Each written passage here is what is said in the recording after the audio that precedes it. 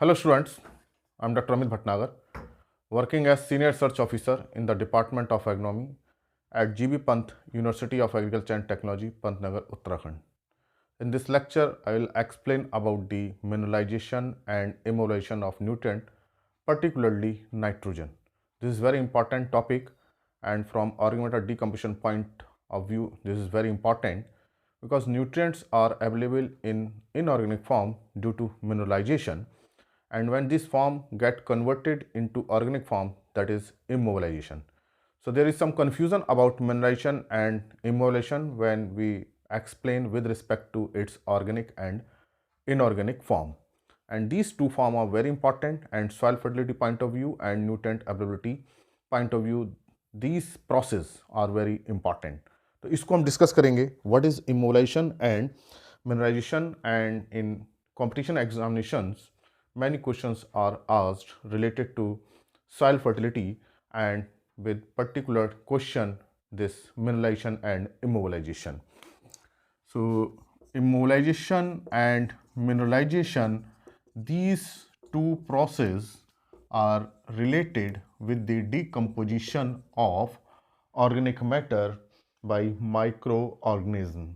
When we add any organic matter into soil, and this organic matter is consist of plant residue or animal residue, but in field major these are plant residue, plant leaves, plant roots, shoot, etc., and other plant part, or we can add FYM or compost or any other organic material.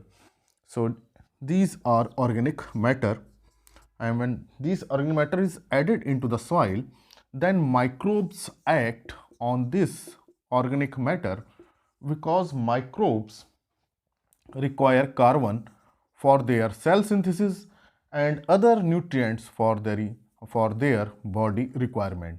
तो जब भी हम organic matter add करते हैं तो soil में उसमें microbes attack करते हैं, बैक्टीरिया, फंजाई, एक्टोमाइसिटीज, बहुत माइक्रो ऑर्गेनिज्म होते हैं जो ऑर्गेनिक मटेरियल को डिकम्पोज करना स्टार्ट कर देते हैं, जिसको हम डिकम्पोजिशन कहते हैं, बिकॉज माइक्रोब्स को किसकी जरूरत है? कार्बन की and other nutrient also, and this carbon is required for cell synthesis, and the nutrients are required for their other metabolic function, their body function, and particularly nitrogen is required for their protoplasm synthesis.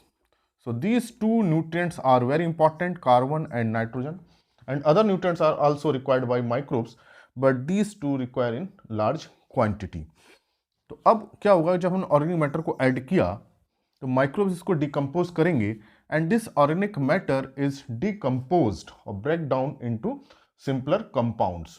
तो जो complex compound है simple compound में टूटने start हो जाएंगे. For example sugars, starch, protein, crude protein, cellulose, hemicellulose, lignin, इनका decomposition start हो जाएगा. और ये जो डिकम्पोजिशन होगा, during decomposition microbes absorb the और यूज द कार्बन. तो जो ड्यूरिंग डिकम्पोजिशन में जो कार्बन निकलेगा कार्बन चेन से, उसको माइक्रोब्स अपनी बॉडी के सिंथेसिस के लिए यूज कर लेंगे. Similarly nutrients, carbon and nutrients जो भी रिलीज होते हैं वो माइक्रोब्स अपनी बॉडी सिंथेसिस के लिए ले लेते हैं. ये इस तरह से जो न्यूट्रिएंट ऑर्गेनिक मैटर में था अब कहाँ आ गया? माइक्रोबियल बॉडी में आ गया, माइक्रोब्स की बॉडी में आ गया. तो ये जो माइक्रोब्स जो यूज कर ले रहे हैं उनकी बॉडी में चला जा रहा है. Now these nutrients are not available to plant, and this process is known as immobilization. जो न्यूट्रिएंट्स का डिकम्पोजिशन के बाद सॉइल में होना चाहिए था प्लांट्स की अवेलेबिलिटी के लिए, now these nutrients are in microbial body, bacteria की बॉडी है, चाहे फंगस है, एक्टोमाइसिटीज हैं, जो भी हैं, and this is known as immobilisation. तो ये एक सिंपल टर्म में इमोबिलाइजेशन कहलाता है. And during immobilisation nutrients are not available to plant, तो it means plant suffer from nutrient deficiency. So जो ये इमोलाइजेशन होगा उसमें न्यूट्रिएंट डिफिशियंसी डेवलप होगी, पर्टिकुलरली ऑफ नाइट्रोजन, क्योंकि नाइट्रोजन की रिक्वायरमेंट बहुत ज़्यादा है प्लांट्स को भी और माइक्रोब्स को भी. तो ये एक मैंने अभी सिंपल प्रोसेस बताया कि कैसे हुआ ये. अब जब माइक्रोब्स की डेथ होती है, after the death of microbes these nutrients are released into soil solution. Now these are, when these are present in soil solution, then available to plant.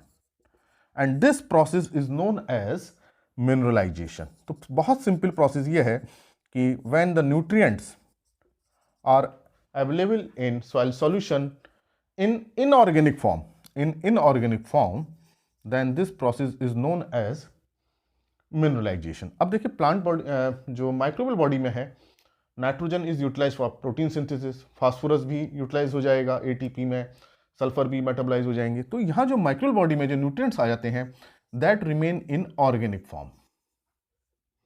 So it means हमको एक और चीज पता चली कि इमोलाइजेशन में क्या होता है, nutrients remain in organic form while in mineralization nutrients are available in inorganic form। so ये प्रोसेस है mineralization एंड इमोलाइजेशन। तो इसको आप सिंपली ये समझिए कि जब ड्यूरिंग डिकम्पोजिशन माइक्रोब्स न्यूट्रिएंट्स को यूज कर लेते हैं तो माइक्रोब की बॉडी के अंदर आ गए, बैक्टीरिया की बॉडी में आ गए, अब ये न्यूट्रिएंट्स प्लांट को अवेलेबल नहीं है, तो इस प्रोसेस को बोलते हैं इमोलाइजेशन। अब ये जो न्यूट्रिएंट्स होंगे माइक्रो बॉडी में remain in organic form, cell के पार्ट में रहेंगे, सेल स्ट्रक्चर्स रहेंगे, that's why these form are called organic form. अब माइक्रोब्स की जब डेथ होगी फंगस की, बैक्टीरिया की, तो उसकी बॉडी से वो न्यूट्रिएंट रिलीज हो जाएंगे, फर्दर डिकम्पोजिशन होगा, अब इनऑर्गेनिक फॉर्म में आ जाएंगे, ammonium, nitrate, phosphate, sulphate, calcium, magnesium ion form में रहेंगे, and now these ions are available to plant and this process is known as mineralisation. तो ये मैंने बहुत सिंपल वे में बताया कि मिनरलाइजेशन क्या है और इमोलाइजेशन क्या है। तो इसका मतलब कि इमोलाइजेशन में क्या होगा कि जब दो फॉर्म रहेंगी प्लांट बॉडी में, जब देखिए यहाँ जो ह्यूमस में है, ह्यूमस में भी क्या है, ये सॉरी ऑर्गेनिक मैटर जो है अभी ह्यूमस तो नहीं बना है, इसमें भी ऑर्गेनिक फॉर्म में है। जो भी हम FYM में प्लांट रेसिड्यू डाल रहे हैं, nutrients are present in organic form, they are decompose and utilised by microbes. तो इसका मतलब इमोलाइजेशन में nutrients are in organic form and by mineralisation is present in inorganic form. मैं जैसे एग्जाम्पल लूँ नाइट्रोजन का, where nitrogen is present in form of protein and amino acid, while inorganic form it is present as nitrate और ammonium. तो ये mineralisation और immobilisation process बहुत important है नाइट्रोजन के लिए, क्योंकि इसकी सबसे ज़्यादा रिक्वायरमेंट है प्लांट्स को भी और माइक्रो बॉडी को भी। हालांकि फास्फोरस के लिए भी यही प्रोसेस होगा, सल्फर के लिए भी होगा कि ऑर्गेनिक इनऑर्गेनिक फॉर्म में कन्वर्ट हो रहा है। तो ये प्रोसेस है। तो इसका मतलब जो इमोलाइजेशन है, nutrients are converted into organic form, and during mineralization nutrients are converted into inorganic form, and this question is generally asked in examination, which process take place during immobilization। तो organic form किस में है, इमोलाइजेशन में, microbial body में है, mineralisation में inorganic form में होगा, किस में होगा, सॉइल सॉल्यूशन में होगा। तो ये एक प्रोसेस है immobilisation and mineralisation. Now question is why this this process take place, why microbes use these nutrients so heavily that there is a deficiency of nutrient in soil। तो देखिए जो microbes हैं उनको भी सारे न्यूट्रिएंट्स चाहिए, plants को भी न्यूट्रिएंट्स चाहिए। So nutrients are required for body requirement, चाहे ह्यूमन बॉडी हो, चाहे प्लांट बॉडी हो, चाहे माइक्रोबियल बॉडी हो। And when this nutrients are used in heavy amount by microbes, जब माइक्रोब्स की पॉपुलेशन बहुत ज़्यादा बढ़ जाएगी तो इसको बहुत ज़्यादा यूज़ कर लेंगे अपनी बॉडी में, then there is deficiency of nutrient in soil. तो by immobilisation there is nutrient deficiency, लेकिन ये deficiency is temporary not the permanent, because nutrients are locked in microbial body. अब जब माइक्रोब्स की डेथ होगी तब ये रिलीज हो जाएंगे, तब अवेलेबल हो जाएंगे। तो ये जो डेफिशिएंसी है that is temporary deficiency, not the permanent. तो जब भी इमोलाइजेशन प्रोसेस बढ़ेगा डेफिशिएंसी का चांस ज़्यादा हो जाएगा। अब ये इमोलाइजेशन और मिनरलाइजेशन किस पे डिपेंड करता है, किसी भी न्यूट्रिएंट का इमोलाइजेशन मिनरलाइजेशन, चाहे वो नाइट्रोजन है, फास्फोरस, सल्फर है, it depend it's nutrient ratio with the carbon, कि उस न्यूट्रिएंट का कार्बन के साथ क्या रेशियो है। अब ये आपको ऐसे समझ में आएगा, इसको समझिए कि जो माइक्रोबियल बॉडी होती है, बैक्टीरिया बॉडी, मान लीजिए bacteria cell require carbon and nitrogen in the ratio about 4:1, means for every 4 carbon they require 1 atom of nitrogen। कि जब बैक्टीरिया की बॉडी सिंथेसिस करती है सेल, तो 4 अगर उसको 4 एटम्स कार्बन के हैं, then it require 1 atom of nitrogen। And fungus it is about CN ratio is about 8:1। Fungus के लिए करीब 8:1 होता है। बैक्टीरिया के लिए नाइट्रोजन रिक्वायरमेंट ज़्यादा होती है, प्रोटीन सिंथेसिस ज़्यादा करते हैं। तो ये क्वेश्चन पूछा सकता है कि किसकी CN रेशियो नैरो है in case of bacteria, protein ज़्यादा बनेगी उसमें बैक्टीरिया में। अब हमने suppose we are adding a organic matter which contain CN ratio about 100:1। Suppose हमने एक ऑर्गेनिक मैटर डाल रहे हैं, we are adding organic matter which has CN ratio 100:1 and overall CN ratio suppose for overall microbes is about 10:1। हम 10:1 मान लेते हैं कि सॉइल में जो माइक्रोब्स हैं they require CN ratio in the ratio 10:1। It means for 10 atom of carbon they require 1 atom of nitrogen and CN ratio is 100:1। it means इस organic में हर 100 कार्बन के साथ एक एटम नाइट्रोजन का है, ये इसका CN रेशियो है। तो इसका मतलब when the microbes act on organic matter they derive the carbon, they will use the 100 atom of carbon. So for 10 atom of carbon 1 atom of nitrogen is required. For 100 atom of carbon how much nitrogen is required? 10 atom of nitrogen is required. तो अगर 100:1 है और उसमें microbes act करेंगे, उसको decompose करेंगे, तो 100 atom को यूज कर लेंगे सेल सिंथेसिस में, कार्बन को यूज करेंगे और उस 100 कार्बन के लिए उन्हें 10 एटम नाइट्रोजन की जरूरत पड़ेगी। बट ये according to this ratio, but with this 100 atom only 1 atom of nitrogen is present. तो व्हाट इज द डेफिशिएट? मतलब 100 कार्बन है तो माइक्रोब्स को 10 एटम की जरूरत है, लेकिन उस ऑर्गेनिक में केवल एक ही एटम है नाइट्रोजन का, तो डेफिसिट कितना हो गया? 10 - 1 9 नाइट्रोजन ऑफ एटम। अब माइक्रोब्स की तो पॉपुलेशन बढ़ गई ऑर्गेनिक डालने के साथ, अब इन एटम्स की जो पॉपुलेशन बढ़ी, इसमें कितना चाहिए इन्हें? 10 N चाहिए 100 एटम ऑफ कार्बन के साथ, क्योंकि हमने वो ऑर्गेनिक डाला जिसमें 100 एटम कार्बन थे। अब ये 9 जो एटम है नाइट्रोजन के, ये कहां से लेंगे माइक्रोब्स? उनकी पॉपुलेशन तो बढ़ गई है, अब उनकी ग्रोथ हो गई, माइक्रोब्स की सेल सिंथेसिस हो गया, ग्रोथ हो गई इन 100 एटम्स के साथ, और अकॉर्डिंगली हमें कितना, इनको कितना चाहिए? 10, लेकिन अवेलेबल कितना है? 1। तो 9 एटम कहां से लेंगे? वो सॉइल से लेंगे। So they derive this 9 atom of nitrogen from soil. तो अब जैसे ही बैक्टीरिया की पॉपुलेशन बढ़ेगी, फंगस की पॉपुलेशन बढ़ेगी, तो वो क्या करेंगे? वो जो उनकी डेफिसिट हो रही है बॉडी में नाइट्रोजन, वो कहां से लेंगे? सॉइल से लेंगे। Now there is a deficiency of soil nitrogen, this is immobilization process. It means the nutrient move from soil to microbial body. This is immobilization. अब ये देखिए सॉइल में कहाँ नाइट्रोजन थी? अमोनियम फॉर्म में थी, नाइट्रेट फॉर्म में थी, and now it is used by microbes, and then microbes use this nitrogen for protein synthesis, protoplasm for amino acid synthesis. Now this is converted into organic form and this was in inorganic. So अब हम ये देखते हैं कि emulation में क्या होता है. जो सॉइल की जो नाइट्रोजन होती है, माइक्रोब्स उसको यूज कर लेते हैं अपने बॉडी के लिए, and this inorganic form is converted into organic form. तो ये है इम्यूलेशन प्रोसेस. अब क्या हुआ, सॉइल में प्लांट्स तो यहाँ ग्रो कर रहे थे, यहाँ प्लांट्स ग्रो कर रहे थे. Now the plants will suffer from this nitrogen deficiency. This is temporary deficiency. So this is the reason that when high CN ratio organic material is added into the soil, there is temporary deficiency of nitrogen and plants suffer from this nitrogen deficiency. तो इसी तरह से अगर दूसरे nutrient का भी ratio अगर कम है तो भी वो माइक्रोब्स इस सॉइल से उसको एब्जॉर्ब कर लेंगे, चाहे फास्फोरस हो चाहे सल्फर हो, कोई सा भी न्यूट्रिएंट हो. अब लेकिन क्या होगा कि जब ये कार्बन सारा एग्जॉस्ट हो जाएगा ऑर्गेनिक मैटर से, when the microbes use all the carbon atom of this organic matter, अब उनको फर्दर कार्बन मिलेगा नहीं, फूड मिलेगा नहीं, तो क्या हो जाएगी, इनकी डेथ हो जाएगी. इनकी डेथ होगी and after the death these nutrients are further released into this ammonium and nitrate form. तो जिनकी बॉडी में जो प्रोटीन अमीनो एसिड होता है फर्दर डिकम्पोज हो जाएगा और वो रिलीज हो जाएगा सॉइल में. देन ये these nutrients are available to plant and this process is known as mineralisation. So during the process of mineralization, nutrients are released from microbes body to soil environment.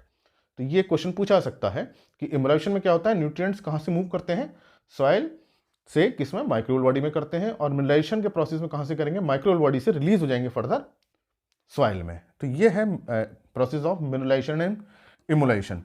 और ऐसा क्यों हो रहा है, क्योंकि उनकी जो CN रेशियो है, जो नाइट्रोजन रिक्वायरमेंट है with the carbon is very high. अगर हम कोई ऑर्गेनिक मैटर ऐसा डालते हैं जिसका CN रेशियो नैरो है, तब ये इमुलेशन प्रोसेस नहीं होगा, because now organic matter is sufficient to meet out the nutrient requirement of the microbes. तो अगर मान लीजिए अब इसको हम 150:1 वाला CN रेशियो होता है इसका ऑर्गेनिक मैटर का, तो ऐसे केस में for 150 atom of carbon the requirement of nitrogen will B 15 atom and available is only 1। तो ऐसे केस में 14 एटम ऑफ कार्बन और ले लेते माइक्रोब्स, तो फर्दर डिफिशियंसी ऑफ नाइट्रोजन। तो जितना वाइड CN रेशियो होता जाएगा ऑर्गेनिक मैटर का, उतना ही डेफिशिएंसी सॉइल में होगी, emulation process will be more. और अगर CN रेशियो नैरो है, सपोज ये 50:1 होता CN रेशियो 50:1, देन 10 के लिए कितनी नाइट्रोजन जरूरत है 1 की, तो 50 के लिए कितनी की होती 5N की होती, और 1N अवेलेबल है तो केवल 4N ही सॉइल से ड्राइव करते हैं माइक्रोब्स, तो वहां जो है डेफिशिएंसी कम आती। तो इसका मतलब कि CN ratio is very important of this organic matter which decide the process of immobilisation and mineralisation. So this is the importance of CN ratio. इसी तरह से CP ratio, carbon phosphorus ratio बहुत important है, carbon sulphur ratio भी बहुत important है। तो generally जो पूछा जाता है CN रेशियो एग्जामिनेशंस में कि कितना CN रेशियो पे मिनरलाइजेशन होगा या इमुलेशन होगा नाइट्रोजन का,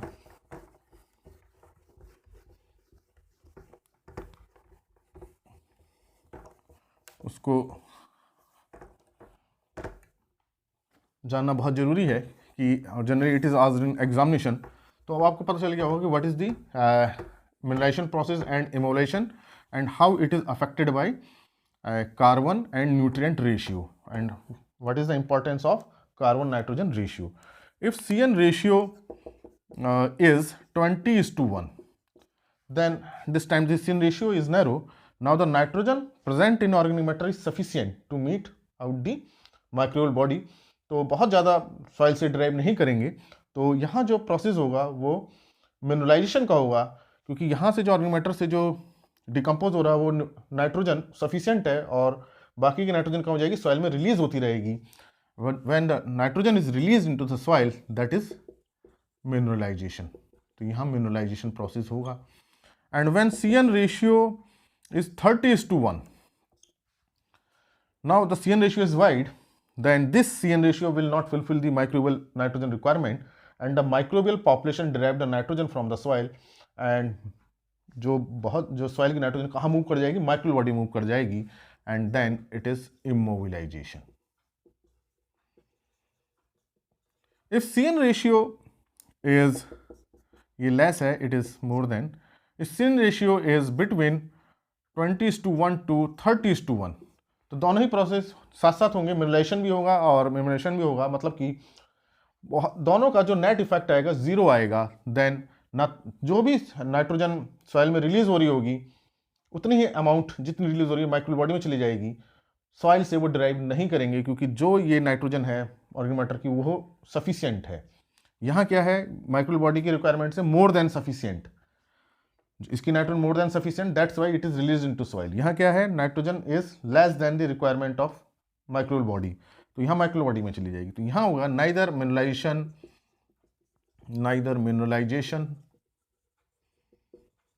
नॉर इमोबिलाइजेशन। अब ये mobilisation and immobilisation process take place simultaneously.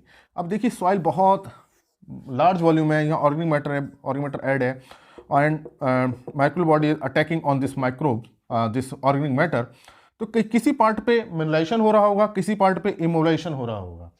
अगर यहाँ पे नाइट्रोजन ज़्यादा हो गई होगी तो यहाँ मिनरलाइजेशन हो जाएगा, और सॉइल के इस पार्ट में अगर CN रेशियो वाइड हो रहा होगा तो इमोबिलाइजेशन हो जाएगा। तो ऐसा नहीं है कि पूरी सॉइल में एक ही प्रोसेस होगा, क्योंकि सॉइल में माइक्रोसाइट्स पे कहीं मिनरलाइजेशन होगा, कहीं इमोबिलाइजेशन होगा। तो हम देखते हैं कि what is the total effect, कि टोटल सॉइल में मिनरलाइजेशन हो रहा है या इमोलेशन हो रहा है। That's why we use term net. तो यहाँ हम देखेंगे नेट इफेक्ट क्या है ऑर्गेनिक मैटर डालने के बाद, क्योंकि अगर छोटी छोटी साइट पे देखेंगे तो अलग अलग साइट पे कहीं मिनरलाइजेशन हो रहा होगा, कहीं डिकम्पोज हो रहे होंगे कंपाउंड्स, कहीं माइक्रोबियल बॉडी में जा रही होगी, कहीं माइक्रोबियल बॉडी की डेथ भी हो रही होगी, कहीं माइक्रोबियल पॉपुलेशन ग्रो कर रही होगी, किसी साइट पर डेथ हो रही होगी, जहाँ डेथ हो रही होगी वहाँ से न्यूट्रिएंट्स रिलीज हो जाएंगे, वहाँ मिनरलाइजेशन प्रोसेस हो रहा होगा। जहाँ माइक्रोल पॉपुलेशन बढ़ रही होगी वहाँ न्यूट्रिएंट्स माइक्रोल बॉडी में आ जाएंगे, वहाँ इमोलाइजेशन हो रहा होगा। तो नेट इफेक्ट देखते हैं कि what is the net effect, that's why net word is used, net mineralisation and net immobilization. So this is the significance of this CN ratio. इसी तरह से जो है दूसरे न्यूट्रेंट का बहुत इम्पैक्ट होता है मिनरलाइजेशन में और इमोबिलाइजेशन में। तो आपको समझ में होगा कि व्हाट इज इमोबिलाइजेशन, कि सॉइल की नाइट्रोजन कहाँ चली जाती है, माइक्रोबियल बॉडी में चली जाती है, and after the death of microbes this nitrogen is free into soil and available to plant, and this process known as mineralisation. तो ये बहुत इंपॉर्टेंट है। इस तरह से सीपी रेशियो जो होता है CN रेशियो का 10 टाइम्स होता है, 10 टाइम्स में चला जाएगा ये। तो ये अलग अलग रेशियो अलग अलग न्यूट्रिएंट्स के लिए होते हैं, लेकिन यहाँ जो इंपॉर्टेंट है इमोलाइजेशन एंड मिनरलाइजेशन, यहाँ मैंने जो एग्जांपल लिया है वो CN रेशियो का लिया है। इसी तरह से CP रेशियो होता है, CS रेशियो होता है। तो ये इंपॉर्टेंट है, इमोलाइजेशन एंड मिनरलाइजेशन। तो nutrient availability point of view this process are very important. अब इमोलाइजेशन हो रहा है तो मिनरलाइजेशन कब होगा, after the death of microbes.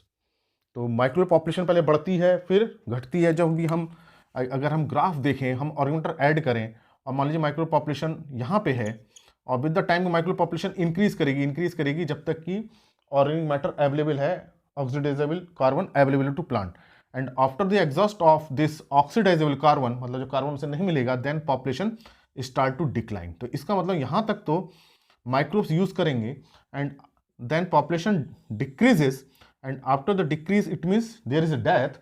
जब डेथ हो जाएगी तो इसका मतलब यहाँ से मिनरलाइजेशन स्टार्ट हो जाएगा और यहाँ इमोलाइजेशन रहेगा। तो this is very important process, immobilisation and mineralisation. तो ये प्रोसेस आई होप आपको समझ में आ गया होगा। तो ये प्रोसेस सभी न्यूट्रिएंट्स के लिए होता है जो माइक्रोब्स को चाहिए, केवल नाइट्रोजन के लिए नहीं है, फास्फोरस के लिए भी है, सल्फर के लिए भी है। और ये 3 न्यूट्रिएंट बहुत इंपॉर्टेंट, नाइट्रोजन, फास्फोरस, सल्फर, इनकी एबिलिटी काफ़ी डिसाइड होती है by the decomposition of organic matter. तो इसलिए जब भी ऑर्गेनिक मैटर ऐड करें तो उसका CN रेशियो कम होना चाहिए। अगर CN रेशियो कम नहीं है, जैसे कि जो क्रॉप्स होती हैं, जो सीरियल क्रॉप्स हैं, उनके जो CN रेशियो रहते हैं इन जनरल मोर देन 100:1 रहते हैं, 120:1, 110:1। मेज का थोड़ा कम रहता है, 80:1। तो इस तरह के जब रेजिड्यू सीरियल्स के डाले जाते हैं wide CN ratio, then there is temporary deficiency of nitrogen due to immobilisation. तो ऐसे उसमें कि इमोलाइजेशन ना हो, टेम्परेरी डिफिशियंसी ना हो, थोड़ी सी नाइट्रोजन बाहर से हम ऐड कर सकते हैं। We can apply the urea for the fast decomposition so that nitrogen requirement of bacteria is fulfilled. तो हमने यहाँ यूरिया डाल दिया, तो यहाँ क्या होगा, nitrogen requirement is fulfilled, then this nitrogen will be used by microbes, not this soil nitrogen will be used. अब क्या होगा, नाइट्रोजन माइक्रोबियल बॉडी में आ जाएगी, लेकिन जब माइक्रोब्स की डेथ होगी देन ये नाइट्रोजन फ्री हो जाएगी, अवेलेबल हो जाएगी फिर से सॉइल में प्लांट्स को। तो फास्ट डिकम्पोजिशन करने के लिए हम यूरिया को डाल देते हैं। इसमें हालांकि नाइट्रोजन को कोई नुकसान नहीं होगा, क्योंकि वो जो यूरिया पहले माइक्रोबियल बॉडी में गई, नाइट्रोजन गई, बाद में वो रिलीज हो गई। तो इससे क्या होगा, फास्ट डिकम्पोजिशन हो जाएगा। तो रेजिड्यू को, किसी ऑर्गेनिक को फास्ट डिकम्पोजिशन करना हो, then we can add nitrogen from outside. अगर लेग्यूम्स का हम प्लांट्स की बात करें, लेग्यूम प्लांट, पल्सेस की हम बात करें, मूंग, उड़द, इनका CN रेशियो अबाउट 25:1, 23:1 इसकी रेंज में रहता है। So this is the reason that there is fast decomposition of legume plants because of narrow CN ratio. तो ये मैंने आपको बताया कि what is immolation and mineralization process and what is the significance. I hope ये lecture आपको अच्छा लगा होगा। इससे अच्छा लगा तो लाइक करें, अगर चैनल सब्सक्राइब नहीं किया तो सब्सक्राइब करें। Thank you very much.